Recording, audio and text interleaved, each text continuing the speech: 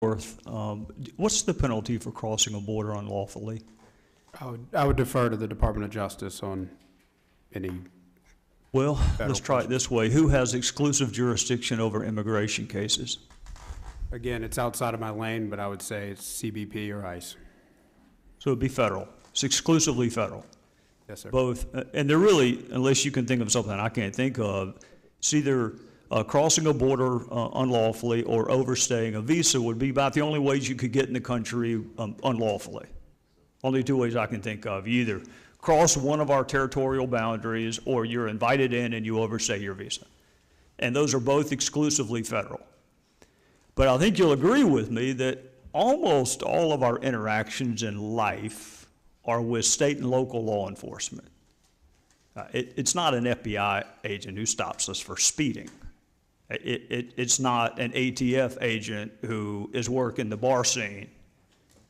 So if most of our citizen police encounters are state and local, and yet immigration is exclusively federal, how are the federal officers supposed to know about folks who are not here lawfully? Sir, the Department of Homeland Security has the PEP program, which I am not at liberty to speak on. But I would say if Congress passed a law that commandeered every local police officer and wanted to pay for that, then I think we would welcome it. When you say, well, commandeer is such a pejorative word, how about we just say cooperate? I mean, you don't commandeer people for your terrorism task forces, do you? You don't commandeer people for your narcotics task forces, do you? It's called cooperation.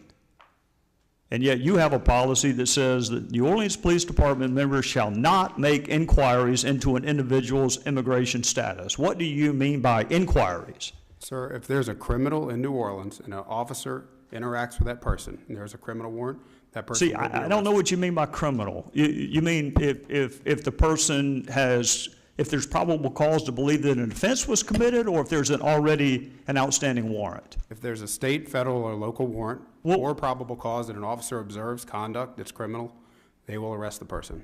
All right, and then they can inquire as to the person's status. Our officers under this policy do not inquire about a person's immigration status. They can or cannot? Under this policy, they do not inquire about a person's immigration status. Why not? Because we believe that, one, this follows federal law, and two... How are the federal law enforcement officers supposed to know who is here unlawfully if your officers don't inquire? They're not the ones that are interacting with them. They're not enforcing traffic laws. They don't respond to domestic violence calls. The FBI doesn't have jurisdiction over that. That would be your state and local officers. So how is that supposed to happen? Sir, I think your concerns are with the broader system and not with this policy. In New Orleans, we arrest every criminal that we interact with. We bring them to the jail. I love the way you phrase that. You arrest every criminal you interact with. They're only a criminal after they've had a jury trial, Mr. Butterworth. They're a suspect up until that point. Correct. Mr. Horowitz, if their original policy was okay, why did they revise it? I don't know the answer to that question, Mr. Chairman. You'd have to ask the Civil Rights Division. Well, you're a good lawyer, Mr. Horowitz. If the original contract was fine, you usually don't draft another one unless you just love paying lawyers. I mean, if your original indictment was okay, did you have a superseding indictment? Generally not. No, you don't. So if the original policy is fine, why did we get this brand new policy? Well, obviously our memorandum outlining the concerns we had about the provision that then existed may well have triggered the revisions. I hate to be cynical, but I think you're right. Ms. Gupta, you said you were a prosecutor. There was a question I got way back in time that I never really had a good answer for. Whenever a family member who had lost a loved one to an act of violence to someone who was out on bond would ask me, why was that person out of jail? I never really had a good answer. I mean, you can cite the Constitution that you're really entitled to bond absent some circumstances, but that's kind of a hollow explanation. So what would the explanation be to those who have lost loved ones to violent crime for people who are here unlawfully, and the federal government knows it. There is, for somebody who's been accused of a violent crime, the NOPD is absolutely entitled and in its authority to prosecute to the law to the fullest. And there's nothing in this policy. You're either missing my point inadvertently or you're missing my point intentionally.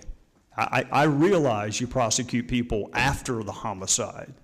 I'm trying to figure out how to prevent the homicide. What is the explanation for why the person wasn't dealt with before the murder? Well, let me just, again, make clear that the reason we undertook the policy was to ensure that NOPD could fight violent crime, could get the kind of critical information from victims and witnesses who need to share critical crime information with the NOPD in order to solve and prevent violent crime in that Ms. Gupta, jurisdiction. you and I both know that we rely on all sorts of witnesses, some of whom, frankly, expose themselves to criminal liability in the process of cooperating. So the notion that you have to give amnesty to people before they will cooperate with law enforcement has not been my experience. But Attorney General Landry, I'm out of time. You asked the question. How do you answer it when family members ask you, why was this person not dealt with before they committed the act of violence? I never really had a good answer to that one. Unfortunately, I've had to answer that question in Louisiana here lately. And the best way I answer them is that our system in this country is broken.